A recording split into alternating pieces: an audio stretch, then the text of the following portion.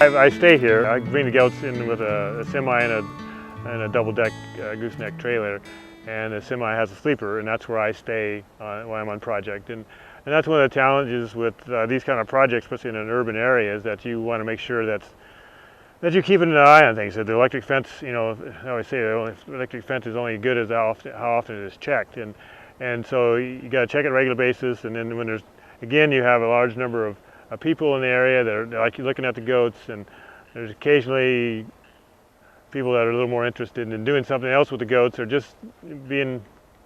People always ask me, "Oh, what's the predator you're most worried about?" And most time it's the two-legged ones, because the electric fence usually deals with coyotes and those kind of dogs and that kind of things real well, and just that people can be a challenge.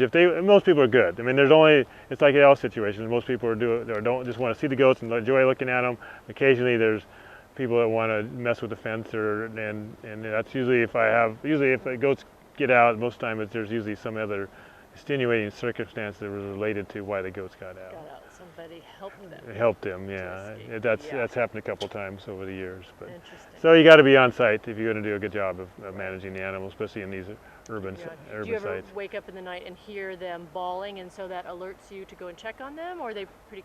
Not on this project, but another project I was working on in Hood River, and I'm not sure, it could have been deer or something that got them going in the middle of the night, because they were usually not very active. Usually they're pretty quiet in the night, and something got them going, and I checked the fence, and someone had hit the fence, and it could have been a deer or something, because they were just a little nervous and woken up, and so I had to do a little repair work on the fence in the middle of the night. But yeah, usually, and some people ask, why don't you have a guard dog? Well, in urban situations, it's a challenge because of most time a lot of guard dogs, when they protect, is by barking, and a lot of people don't want to hear a lot of barking going on next to their house and those kind of things. So that's a lot of times I don't bring a guard dog with me in these kind of situations. But you do have guard dogs that you use depending on the job? I don't use guard dogs. I mean, even at home, I don't have a guard dog.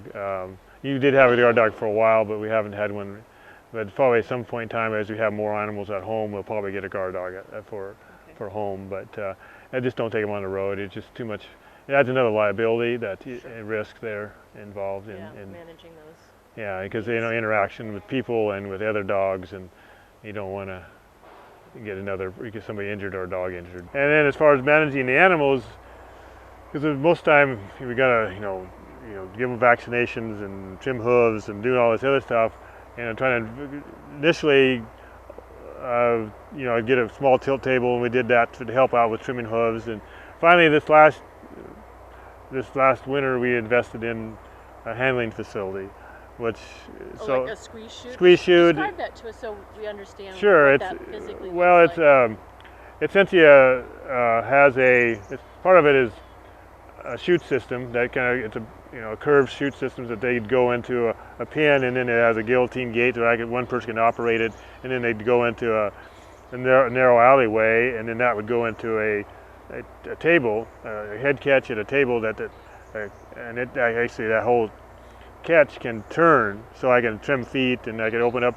You're right. Yeah, you're right. You're not killing your back, and and then you can do it mostly with one person, because that's a lot of time it's me, because when I was busy with other stuff, and we're doing it by yourself. I've done it, but as you get older, and as animal health and your health is wrestling animals, they can get hurt, or I can get hurt, and so trying to get a system so that it's easier on the animals and myself for being able to move them into a pen and be able to do that, give them shots and hooves easier, so I can do it in a more timely manner. So otherwise it's like, oh geez, I got to do that, and I've got to find somebody to help, or so it takes a lot more planning and a lot more effort to do versus having a pen. True, because it's a really good example. I know I've met people who historically raised cattle the way you did when you were a young person, and sometimes they don't have to trim them at all, or very rarely, and sheep less, but goats' hooves just do grow more. So how many times a year do you need to trim your goats' hooves generally?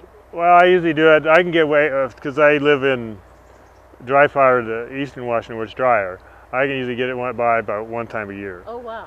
And so it does depend on what kind of surface they're working on. If they're on get on some rockier ground and some rocky surface where they can wear those hooves down, then you don't have to trim them as much. But wintertime, of course, it's usually I do it in kind of the winter is usually when I typically trim them. You have more time at home? Yeah, more time around the home. It's difficult to do it on the road. I mean, I can't do it on the road unless there's one that needs it or something that's severe or something. Just with a pair of pruners and catch them and do it that way. Otherwise, it's at home when the facilities are at, and it's so much easier to do it.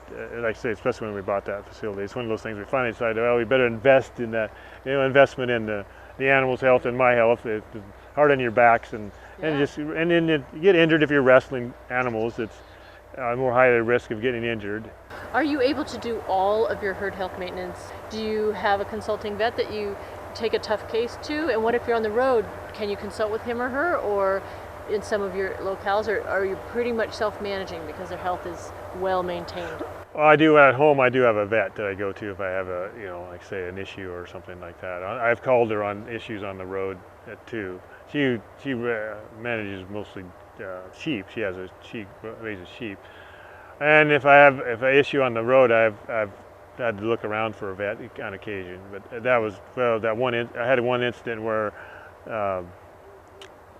people threw rhododendrons azaleas into the pen, so I didn't have enough activated charcoal with me, so I had to find a source. Did you go to a pet store because they use that in fish tank in a No, I didn't. Did you solve that? There was a lady that was there helped me, and she looked around and found a vet that had not very far away that had a supply, so we bought for that purpose. Activated charcoal. Interesting, yeah.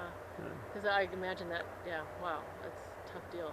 So I'd bought essentially it was designed to feed calves. It's a tube, and I just used to make sure the charcoal got down in the esophagus and used that for doing it. So yeah. I haven't had long. So I do carry a fair amount of vet supplies with me for that kind of a thing. I mean, I have some cases that so I can take care of animals if I have to. Do you think there are any disease problems of any sort that are more of an issue with managing your vegetation managers, goats, compared to other herds that people you interact with and know about, or are they healthier in some cases? What do you have a sense relative? Well, I know one issue. They're healthier in the sense that I don't have to worry about worming. They're moving so often.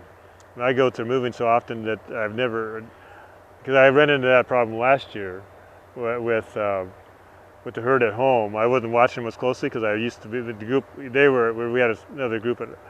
This group that I have with me now was at home, and I had an issue with internal parasites with them.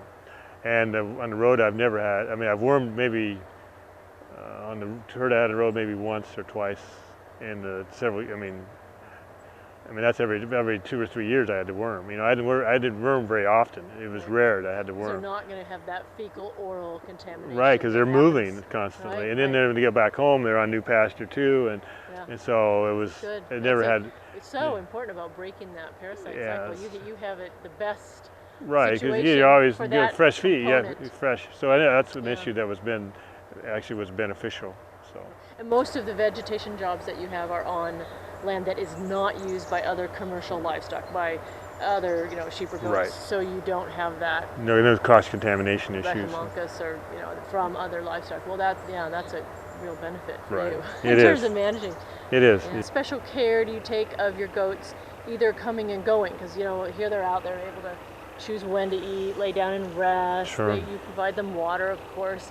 So the transportation, timing, and what do you consider is really important in managing that time on the road? On the road. Well, a couple of things. One thing is I always make sure that I bed the trailer well. I bet the bottom of the trailer gets, I put in quite a bit of straw on the bottom floor, and the top one, because it's harder to open, harder to clean out, is I put in wood shavings on the top, so that they can lay down, or any manure or urine that comes, they're not in direct contact. It goes into the bedding, so that deals with that. So when they come off, they're not mucky. Yeah. Otherwise, people think that goats only have pellets. Well, if they're concentrated, you got 100 goats in the bottom, it's not going to be just pellets. It's going to be mush.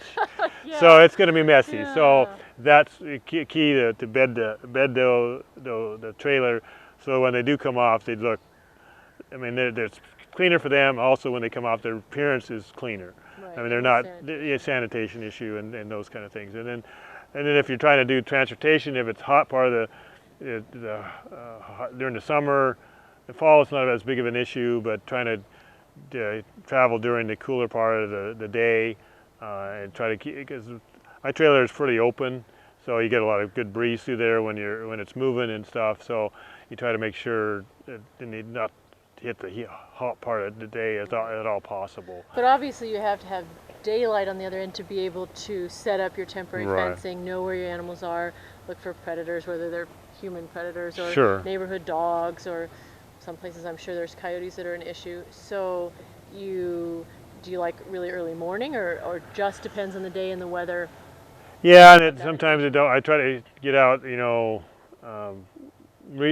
usually don't get up really early because it somewhat depends on another issue that comes into play is traffic. If you're over in the western Oregon, western Washington, and the areas around I-5 corridor, traffic can be a nightmare. And so real early morning is not necessarily good because that's 6, 7 o'clock. Usually everybody's trying to get to work and crazy. So it's usually that 9, 10 window is actually a better time frame to be on the road than early in the morning. But when I'm leaving home, if I'm going to the basin or something like that, or if I'm try not to cross there in the heat of the afternoon, heat of the day, I try to do that. Make sure it's in the morning and try to avoid the heat of the day in those kind of situations. But they can be in there for in the trailer for 6, 7 hours at times, depending on. Do they lay down? Some of them do, yeah, they do. Some of them stand up, some lay down, and that's trying to make that so there's not so many in the trailer, so that they have some space. They're not they're somewhat crowded. They got. I mean, they look fairly dense, but some of them can lay down, and someone chose to that being able to rest and make that choice is up to kind of thing.